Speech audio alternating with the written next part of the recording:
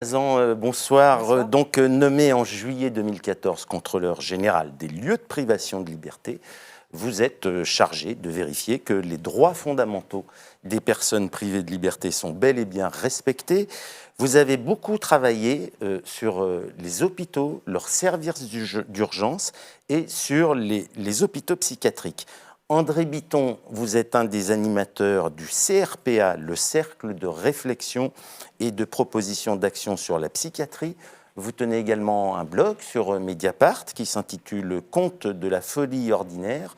Et depuis des années, vous l'expliquez très bien dans votre blog, vous menez de grandes batailles juridiques. Vous avez déposé plusieurs QPC, questions prioritaires de constitutionnalité, pour faire respecter le droit des malades. Adeline Hazan, vous venez de sonner l'alerte en quelque sorte sur ce qui se passe au centre hospitalier universitaire de Saint-Étienne et en particulier au service d'urgence générale où vous avez découvert que des personnes relevant de la psychiatrie et ne pouvant être prises en charge par un hôpital psychiatrique étaient dans ces urgences générales du CHU de Saint-Étienne dans des conditions absolument épouvantables. Est-ce que vous pouvez rapidement nous dire le résultat de votre inspection? Absolument. Et il faut préciser que, comme vous l'avez dit, c'est un CHU, c'est-à-dire que c'est un hôpital général au sein duquel il y a un service psychiatrie et que ce que nous avons découvert au milieu d'une visite de contrôle ordinaire, pour le coup, on ne nous avait rien signalé, c'est que vous êtes allé, oui, on est allé, on fait 150 visites oui. par an, dont beaucoup de visites d'établissements de santé mentale, d'hôpitaux psychiatriques, et donc nous y allions un peu par hasard dans le cadre du tour de rôle de nos visites. Et là, nous avons relevé quelque chose d'absolument inadmissible, c'est que les personnes qui devaient être hospitalisées en psychiatrie, dans le service psychiatrie du CHU, de façon d'ailleurs contrainte, mais aussi de façon libre, se retrouvaient pendant de 10 heures à 7 jours aux urgences générales, allongés sur un brancard, attachés par les mains et par les pieds, sans possibilité... Attachés, sans possibilité de se lever pour aller aux toilettes, avec ce qu'on appelle un urinal sur le brancard, donc des conditions mais totalement indignes. Et je veux préciser, même si les deux choses sont tout à fait inadmissibles, mais que c'est encore plus illégal pour des patients qui sont en soins libres. Parce que ça veut dire quoi? Ça veut dire que quelqu'un va de lui-même dans un hôpital parce que, par exemple, il fait une dépression nerveuse, il pense qu'il a besoin d'être soigné, et il se retrouve pendant 8 jours attaché sur un brancard.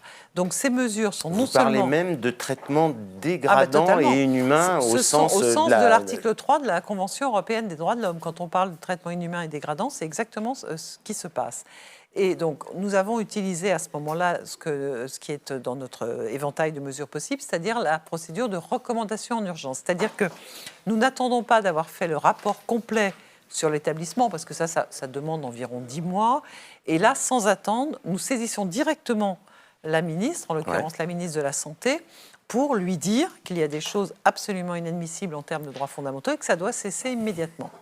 André Bitton, vous avez eu vent d'autres affaires de ce type Oui, bien sûr, oui. En particulier dans les années 2000. Félicitations pour le travail que vous avez mené, dont j'estime qu'il a été rendu opérationnel et efficace par 2 biais. Tout d'abord, l'entrée du droit sur le terrain, puisque le droit n'entrait pas dans la psychiatrie jusqu'à le volet judiciaire de la loi du 5 juillet 2011. Le droit était aux portes, loi Esquirol de 1838. Et d'autre part, par le travail parlementaire du député Denis Robillard, qui a été au Parlement votre bras armé, je crois, et qui a mené un travail extraordinaire. Très important. Il a mené un travail très important, puisque la traçabilité de l'isolement en contention, il l'a introduit par amendement. Alors, nous, on avait été alertés très tôt dans les années 2000 sur les pratiques d'isolement en contention sur le centre psychothérapique de l'Ain, sur une affaire qui a prêté lieu tout récemment à une condamnation... qui n'est pas frappé d'appel, à dommages et intérêts de l'État, qui est là dans un dossier que je vous ai joint. C'était une affaire horrible. Des parents, c'était la mère de famille qui nous avait alertés. Et à l'époque, ce que je voulais faire, c'était orienter la ligne politique du groupe Information Asile, qui était spécialisé sur l'internement abusif, vers les droits des patients. Donc il m'arrivait d'accepter des demandes d'aide juridique de famille dans des cas épouvantables, si ces familles ne trouvaient pas d'écho de l'UNAFAM, ce qui était le cas. Et là, en l'espèce, la mère de famille était littéralement affolée parce qu'elle avait sa fille qui était catégorisée schizophrène, qui était internée en hospitalisation d'office au centre psychothérapique de l'Ain et qui subissait une maltraitance noire, isolement, contention systématique.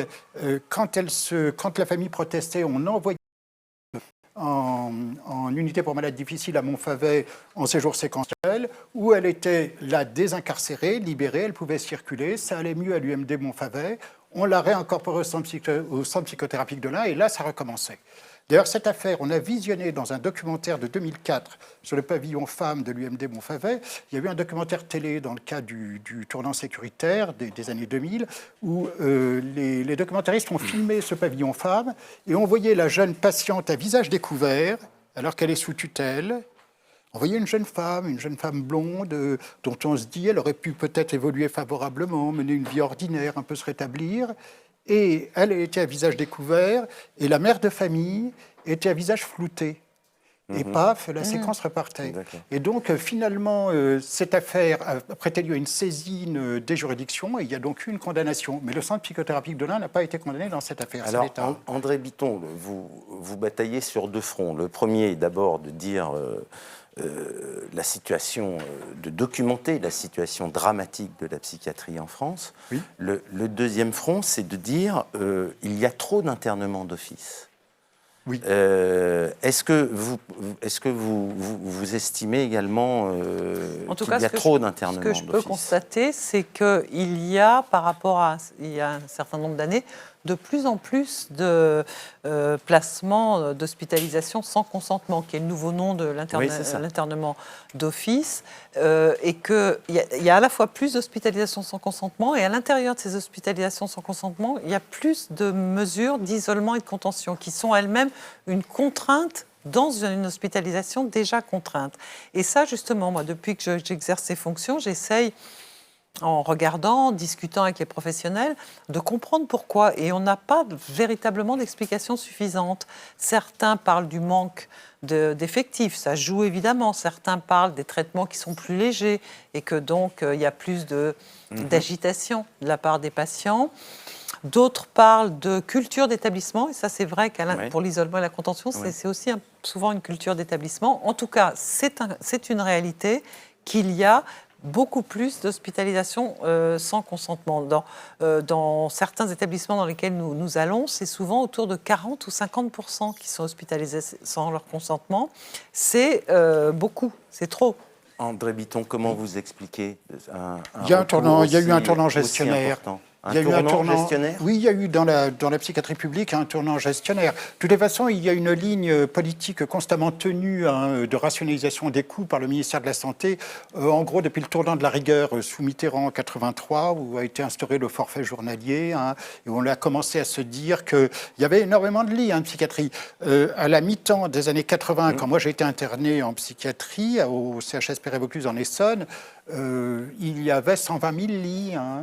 120 000 lits de psychiatrie. On est à l'heure actuelle à 55 000 lits. Il y a donc une politique de rationalisation générale. Il y a eu aussi une stratégie générale de soins qui était d'externaliser, de faire hors les murs. Oui, mais alors ça a été raté. La France a raté toute une série de tournants et a raté toute une série de réformes. C'est que tout d'abord, la sectorisation qui a été voulue par les professionnels sur une optique militante, les anti-asilaires, les désaliénistes, le courant Lucien Benafé, a été récupérée dans une optique de pure et simple rationalisation et de quadrillage géographique du pays, le découpage du pays en secteurs psychiatriques, en espèce de découpage répressif, un peu de contrôle psychiatrique des populations. Et par ailleurs, les structures extra-hospitalières ont été sous-développées.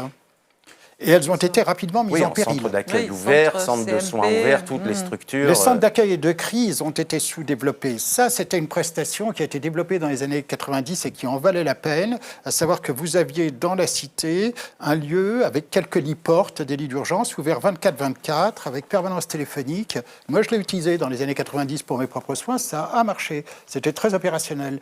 Et donc, on pouvait y aller, on pouvait discuter, demander à être mis entre parenthèses 2-3 heures. Ces prestations qui ont été ouvertes sur Paris ont été mises en péril dans les années 2000 pour des raisons budgétaires. Là, on a été auditionné le 30 janvier par le groupe de travail sur les soins sans consentement à la DGOS, où un des psychiatres nous a dit que son propre centre d'accueil et de crise à Nanterre avait été mis en péril au plan budgétaire parce que trop coûteux. Il y a eu effectivement, je suis tout à fait d'accord avec ce que dit M. Bitton, il y a eu dans les années 70-80 un mouvement très intéressant de ce qu'on appelle sectorisation de la psychiatrie qui faisait en sorte que justement il y avait un parcours pour le patient avec beaucoup de structures à l'extérieur.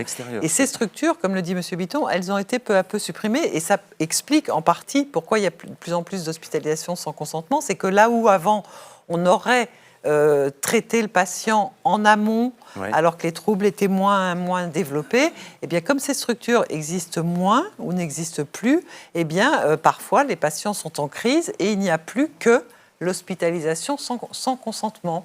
Et puis, il y a aussi, sans rentrer dans des choses trop techniques, mais une hospitalisation qui a été créée récemment, il y a quelques années, qui est l'hospitalisation en péril imminent, qui, elle, a fait quand même beaucoup grimper le nombre d'hospitalisations, là où avant, il fallait qu'il y ait un tiers pour, justement, signer une hospitalisation.